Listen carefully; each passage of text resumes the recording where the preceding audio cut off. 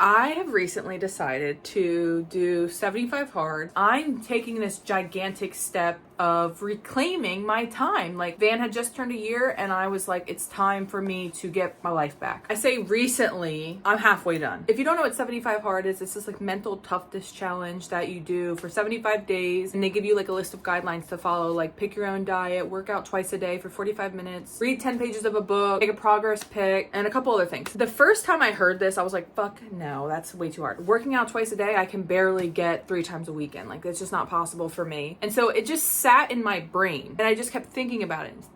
And then a couple weeks later, I'm like asking other people about it, just getting more information. Finally, I'm like, I'm gonna do it and modify it. I'm gonna work out once a day instead of twice a day, not do the true 75 hard. Wouldn't you know, the day before I decided to do it, I decided to do it all the way. Like, I just couldn't bring myself to cheat it out because I was like cheating myself. The first week I was high as a kite. Like, I was just feeling so good, the way that you do when you are reclaiming time. Like, you get time away from the baby, you're working out, so your mental health is doing well, you feel better. It was like after like a week that the newness started wearing off and I'm like, well, this kind of sucks because I really want a cookie. Then I started to get sore because you're working out twice a day. I really was like, this sucks. Like, I have to do this for 75 more days. Well, then I realized I had lost like almost 10 pounds after the first 10 days. And then I was on a whole new high. Like, it's not a weight loss challenge, but you're guaranteed to lose weight if you are doing a diet and putting yourself, working out. I was so proud of myself that I had a new spark. Month in, I hit a mental wall. Like, I had not lost any weight. I'm about to just quit. And I just didn't want to do it anymore. Like, I don't feel like it's making my life so much harder. All of my free time that I now have is sucked into working out or reading a book or whatever. And I had to get a little pep talk from Nick. Basically, I throw the towel in, he throws it back.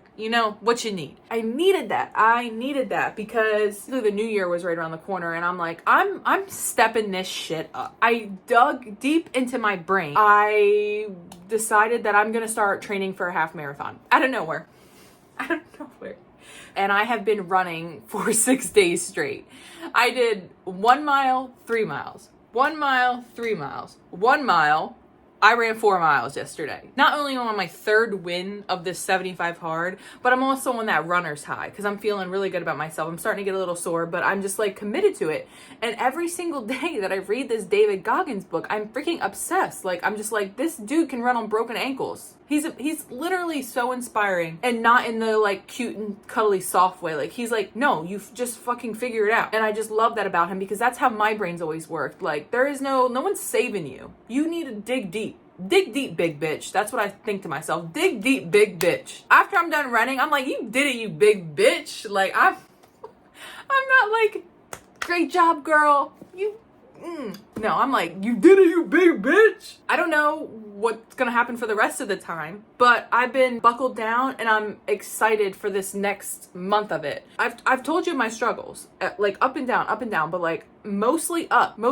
Like, I've mostly been on this like high of I'm doing what's best for myself. I'm doing absolutely everything I can. That's just where I'm at. So wish me luck. My last day is February 13th.